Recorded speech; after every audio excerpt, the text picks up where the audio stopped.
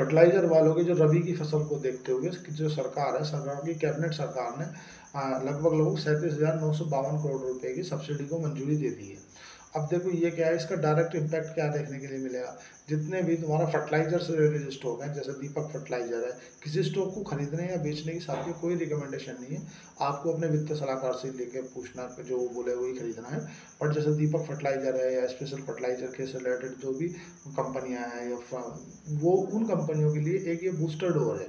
क्योंकि बहुत से आपने देखा होगा ना, बहुत से जो स्टॉक है ना, वो आज फर्टिलाइजर से रिलेटेड चल पड़े, जो काफ़ी दिन से नहीं चल रहे थे। चाहे तुम्हारा उसमें गुजरात है नर्मदा स्पेशल फर्टिलाइजर हो, चाहे तुम्हारा दीपक फर्टिलाइजर हो, चाहे तुम्हारा SRF हो, चाहे तुम्हारा चंबल फर्टिलाइजर हो। जितनी भी फर्टिलाइजर से रिलेटेड कंपनियां हैं ना, वो एकदम से चल पड़ी। उसके पीछे कारण ये रहा कि जो सरकार ने अभी मंजूरी दी है ना, वो मंजूरी दे दी है तुम्हारा 37,952 करोड़ रुपए की। 37,952 करोड़ रुपए कम नहीं होते। अगर सरकार सब्सिडी दे रही है तो ये समझ लो कि आपको बूस्टर डोज दे रही है।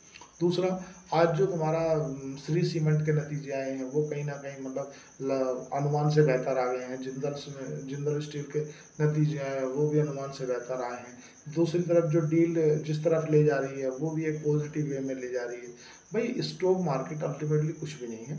किसी कंपनी का आप हिस्सा खरीद रहे हो, किसी बिजनेस को आप अगर ओन करते हो या किसी बिजनेस को ओन करना चाहते हो, और वो आप फिजिकली रूप में नहीं कर सकते, तो वो उस बिजनेस का आप कुछ शेयर खरीद सकते हो, कुछ हिस्सा खरीद सकते हो, तो उसे आप शेयर बोलते हो। अल्टीमेटली 90% लोग जो FNO में इसलिए मतलब खराब स्थिति में पहुंच जाते हैं या मतलब मनी अपनी गंवा देते हैं।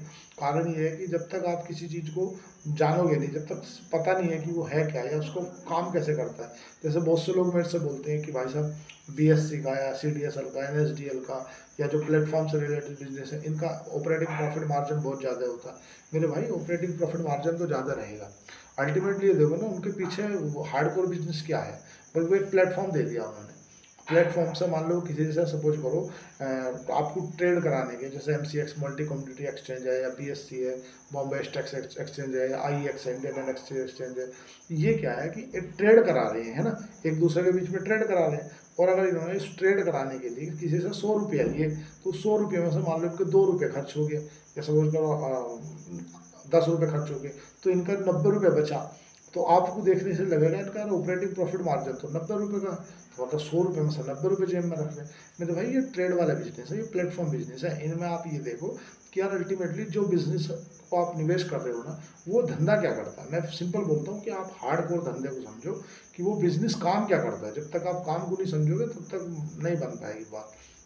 जैसे IEX की बात